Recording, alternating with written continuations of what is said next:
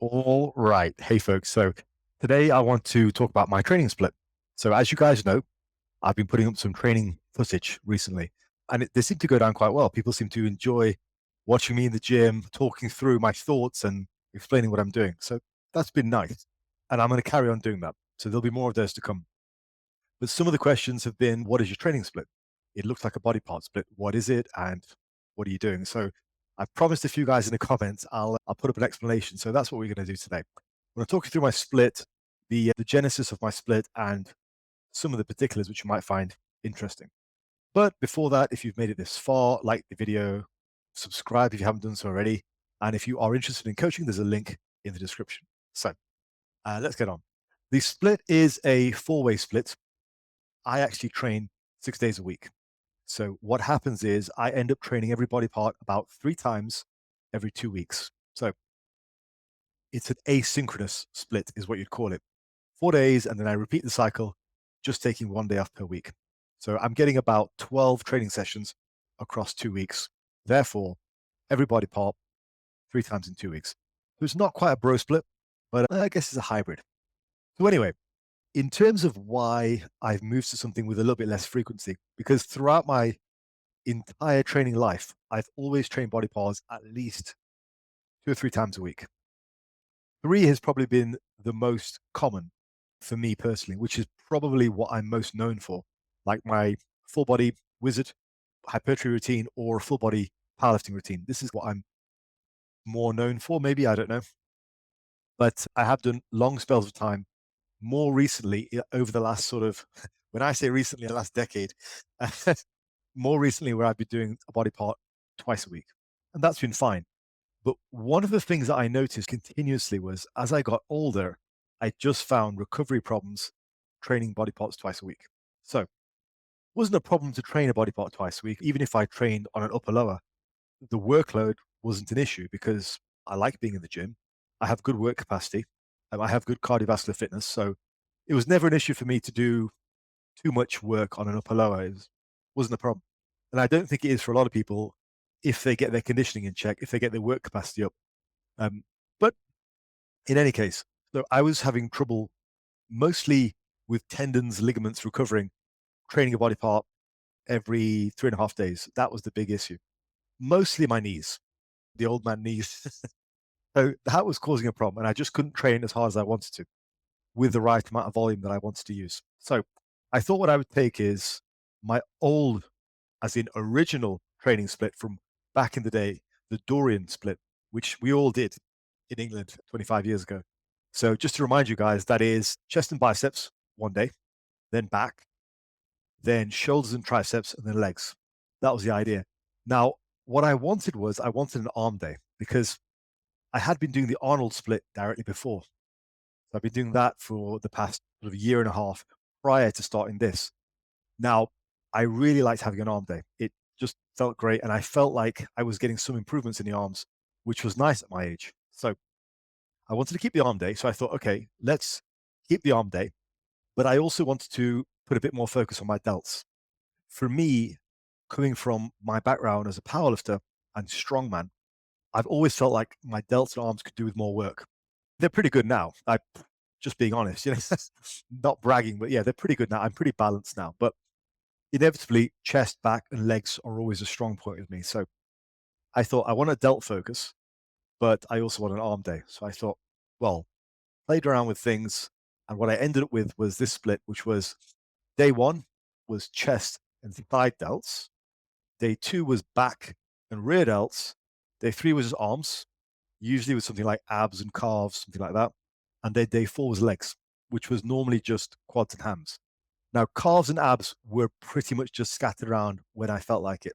For those of you who've seen my physique, my calves are a strong point, and my abs are pretty strong as well. So they're not a massive focus for me, but they're there whenever I feel like it.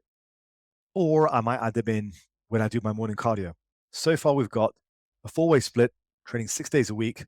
So training a body part 3 times every 2 weeks. I also matched that with daily cardio. So 6 out of 7 days a week, I was up in the morning, 6 a.m., doing half an hour of cardio. That was zone 2/3. Usually my heart rate was between about 135 to 150. depending on energy levels, all that kind of stuff. But that is what I've been doing for the last 6 months. So I feel confident talking about this split now because it's been 6 months. And I think that's probably the first point. I generally keep my training split for a long time. I don't mix and match things. As I was saying, before this split, I did the Arnold split and I did that for a year and a half. That was great. I'm going to do a separate video on that of why I stopped doing that because there are some reasons, there are some complications that I felt on that routine that I wanted to change. But a lot of it was actually just motivated by the knee issue. But that's just age, one of those things. So that was great routine. It was fine. But after about a year and a half, I felt like a change. So for me, a year to a year and a half is when I bounce around. But if you've been training for as long as I have, you end up doing the same things over and again anyway. Maybe I'll go back to a push pull legs at some point or an upper lower, I don't know. But that is the current layout. So let's talk about the particulars. So let's look at volume. Now, I'll talk about volume per body part per session first. If that makes sense. Then we can extrapolate that out to volume per body part per week, because most of you will be more familiar with that. But I think it's a good activity to look at volume per body part per session as well. Sessional stimulus is still important. I have settled on about 6 to 8 sets per body part per session. Okay.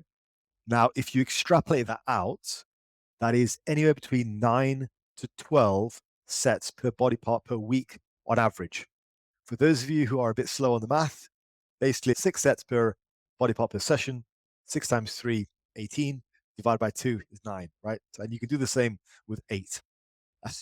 So yeah, it's about moderate. I would call that moderate volume. I think low volume would be maybe 6 to 8 per week, which is fine. That could still work. So that is what I aim for. Now, in terms of how hard I push the sets, so I push these sets extremely hard because that level of volume is for me on the lower side of what I've been used to over the years. Okay. Particularly coming off the Arnold split, where my volume was as high as 24 sets per body part per week. So sessional volume is lower and overall weekly volume is lower. Now, as a result, intensity is super high. So this is very much how I was originally taught how to train 25 years ago. This is that high intensity Dorian kind of approach. So every single one of those sets is something extra, right? So for example, one set of seated leg curls might go down like this. It'll be a full set to failure with partials, with a drop in weight, so a drop set and more partials. That's one set. So as a result, each set is worth a lot. Now, if I'm doing something like leg press or a incline Smith machine bench, it'll be probably a rest pause or at least just pauses between reps at the end to get more out. So there's always going to be some kind of intensity technique. It's going to be either partials, drop sets, forced reps if I can do it, agonistic supersets like leg extensions into sissy squats. Every single set will be taken way beyond failure. When I fail the first part of the set, that's basically when I get started, right? That's the start, really. After that, there could be partials, drops, more partials, a whole lot. So these sets are extremely intense. Now, and I'll just say at this point as well, I've been training for a while. I know where failure is. So these are genuinely done to failure and beyond. You've got to have a certain mindset for that. Now, I'm not trying to say I'm tougher than anybody else, but it's a skill. It's a learned skill. And you get that over time. This is something that I've been doing now for 25 years, and that is trained to failure. So I know full well where failure is. So this is very hard training. Now, it's balanced by being a lower amount of volume for me. This is something that I can cope with. And I'm very happy to report 6 months, absolutely not even aches and pains, but not even an injury, not even an injury, but not even an aches and pain. Nothing. Absolutely zero. No aches and pains, no injuries, nothing. Touch wood. I would say this has been the most pain-free run that I've had for a long time. With the Arnold split, which I'll talk about in a different video, I was getting some aches and pains with the level of volume. So the key with this is I'm getting as much stimulus as I possibly can with, sorry, itchy nose, getting as much stimulus as I can with minimal additional fatigue. So when it comes to the SFR, Now, some people might look at this routine and go, your SFR is going to be terrible because you're doing so many forced reps and you're doing so many partials and intensity techniques. Well, that's the opposite of what Mike Israetel would say is great SFR. Actually, for me, and I think maybe for a lot of people watching this, it isn't. If you think about it, what I'm doing is I'm getting the absolute most out of my sets. The stimulus is super high because let's say let's go back to the seated leg curl example. Let's say I do a set to failure. For me, that's going to be at the 20 rep range. Let's maybe use effective reps as a guideline here. Now, I'm not saying I completely believe in the effective reps model, but let's just use it as a guideline. For the last 5 reps, I get 5 effective reps, and then I do partials. I'm getting more reps in that range in the lengthened position. So that's more lengthened work, which is great for growth. So I've got my 5 effective reps and I've got my lengthened partials. Then I do a drop set and I'm getting 5 more effective reps because I might do another 8 to 12 reps by dropping the weight, but taking that to failure as well. And then I'm still doing partials, right? So we have a situation where I may be getting 10 to 20 effective reps from one set. That is a phenomenal amount of growth. And if we look at it in terms of stimulus to fatigue, the stimulus is incredibly high. I'm almost getting 4 times the amount of effective reps from this set as I might do if I just stopped with going to failure. Obviously, that's not an exact science, but you guys get what I'm saying. It's a set which has a lot of stimulus, right? And again, I'm not completely sold on the whole effective reps thing, but I'm trying to make a point. These sets are very stimulative. But on top of that, there's not a lot of fatigue generated because if I was to do 4 sets all to failure, that would take a lot of time and it would just destroy me. That might take 15 minutes. Whereas this is 1 set where I'm just smashed. And then I might do one more. And then I'll move on to the next exercise because I'm only doing about 6 sets per body part per session. So the stimulus, what I'm trying to say is try to look at stimulus to fatigue in other ways and look at the top down principle because it's a great principle. I just don't always happen to agree with the way that it's presented by other influencers, by other YouTubers. My own perspective is this type of training is immensely high stimulus. And for me, the fatigue is very manageable, extremely manageable. I haven't needed a break in 5 months of training. So it's extremely manageable and I'm progressing. It's great. Yeah. So that's essentially how I work things and what my volume intensity looks like. On that note, I will say this. I've done things both ways, right? So going back to the Arnold split, I was very much leveraging volume then. I had sky high volume. At the time, I was training at a gym which was just dead, right? The gym was empty. And that meant I could superset everything. So I was constantly supersetting chest with back, buys with tries, everything, even quads and hams, which meant I could get a lot of work in.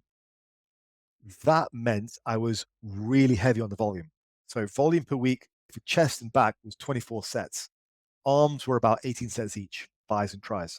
So volume was sky high. Now, with that, I think that's also a decent strategy, but it meant I had to trade off intensity. So some of the sets was a failure, some of the sets weren't. I think the majority were, but I never did intensity techniques at all. It was always just to positive failure. When I couldn't do one more rep, I dropped it. And also, I was very tight on intraset rest periods at the time, too. I kept them minimal. Whereas now I'm trying to get the most out of every set. So intraset rest periods are potentially higher at the end of a set when I'm trying to do more rest pause, but that's all planned. So I think both can work. I'm not going to sit here and say one is better than the other. If you guys have seen my content before, you know that anyway. I don't have a hardline stance on intensity versus volume. I think they are different for different circumstances. And as you grow older, you're going to want to try different things as your circumstances change. Now, I normally promote more intensity based routines. So if you look at my hypertrophy fundamentals playlist, I normally say more intensity. Now, why do you think that is? There is a practical reason. It's pretty obvious. It's because for the large majority of you, you're not going to have the time to do all the volume needed. That's the first reason. There's 2 reasons. I was in the gym for the Arnold split. I was in the gym probably for an hour and a half to 2 hours, 6 days a week. So not everyone has that time commitment. And the second reason is if you haven't established a good track record of training, we don't know you can train hard enough. So there's no point in asking somebody to pull back on their sets if they already aren't trained to failure or they don't know where failure is. If you ask somebody who's a beginner to hold back on sets, it's disastrous. There's no beginner that goes into a gym and on the first day trains all out to exhaustion. It doesn't happen. They get exhausted for different reasons. Beginners will throw up after a regular set of squats. It doesn't mean they're training intensely. It means the body is just not used to training. And even if you've been lifting for a few years and you're still lifting beginner numbers, well, all that means is your level of intensity is probably pretty shoddy, and you need to work on that. So, in general, my message in this YouTube channel, if I speak to a broad audience, has been to focus more on the intensity side of things because then you've got the time to do it and you can work on the skill that is lifting intensely.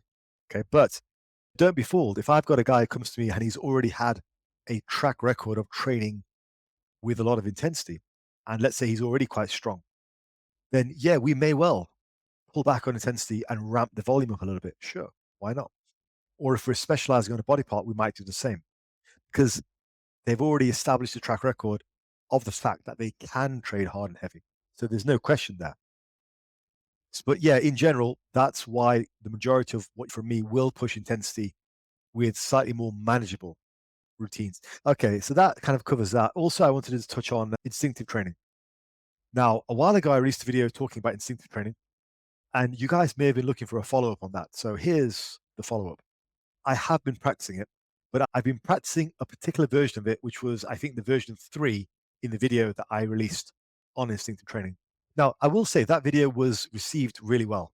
I, I was a bit worried, actually, when I released the video that perhaps my audience wouldn't be ready for it. But no, you guys were all, you handled, there was a lot of nuance in that video. You all understood what I was saying very well, which was good.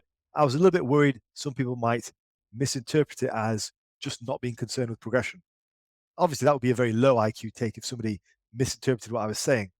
You'd have to be an idiot to do that. But everyone who watched the video fully knew that's not what I was saying. What I was saying was there are different ways to be instinctive. And I think the best way for me is to just be sure that if you go to the gym, have a plan. Of course, I always have a plan. And let's face it, even with the most instinctive of training, how many exercises are you going to resort to? Let's say start a back day. I can tell you guys, I have pretty much just 2 exercises that I normally rotate through. That's it. And it'll be chest supported row or a 1-arm machine row. That's it. Realistically speaking, if you're in a home gym, how many back exercises are you going to do to start a routine with? You're probably going to do bent over rows or weighted pull-ups. Like that's it. Maybe T-bar rows. What else is there? So even if you're training super instinctively, well, there's still only going to be a handful of exercises which you're probably going to resort to as the big hitter, kick off the routine with this. So even something that sounds very chaotic in practice, it's still pretty boring. So anyway, I still use a routine, but the way that I've employed distinctive training is, and I think this is actually responsible for me not having any injuries or even aches and pains the last 6 months is if something feels off, I just move on quite simply. In fact, there was an example of this about a month ago. I was warming up for incline Smith machine bench and everything felt fine until the final warm up. Because what I normally do is I do one final warm up with my working weight. I'll do 1 rep with the weight that I'm going to do for 15 to 20. But clearly, it's a very low intensity set, but it primes me for that final set. I really take it seriously. I get hyped up and I take it seriously. And on that set, that one single, I felt something in my left pec. I'm like, doesn't feel good. So I left it. Went over to the cables and I did, I think, 8 sets of cable crossovers into cable presses. Great. I had a sick chest pump. I got nice and sore. Next session, I went back to the incline Smith, beat PR. Great. I think that's probably why I've been so safe the last 6 months. So instinctive training, a resounding success. Now, in the video that I released about instinctive training, there were a couple of other ways to do it, ranging from completely random to other things. But yeah, you're still going to track progress. I think this way of doing things lends itself really well to body part splits, but also the way that I'm doing it, everybody can do that. It just means just not being rigidly stuck to your routine. That's all, which really no one should be anyway. Let's say you got a routine written down by your coach, but on that one day, your knees felt crap. So you do the routine, you go to him the day after and say, "Oh, coach, my knees felt terrible." And he'll probably say to you, "Why'd you do it then?" So really, everybody should be doing this anyway. You shouldn't do something and just train through bad pain. So that is a degree of instinctiveness which everybody should employ. Don't do things that hurt badly. I'm not saying being a wuss, but if it's bad pain and you've warmed up thoroughly, live to fight another day. So that is my update on instinctive training, which is probably worth a video in itself. But anyway, yeah, that's my splits. I'm going to call it there. I was going to talk about mentality and motivation as well, but the video is already quite long, so perhaps we'll do that in a separate video. That is my update on my training right now. Hopefully, you guys found it interesting. Go ahead and ask me any questions you like, apart from why my nose is itching so much, because I don't know the answer to that either. So go ahead and ask me any questions you like about my routine in the comments. And thank you for tuning in. Love you guys. Speak soon. Take care. All the best.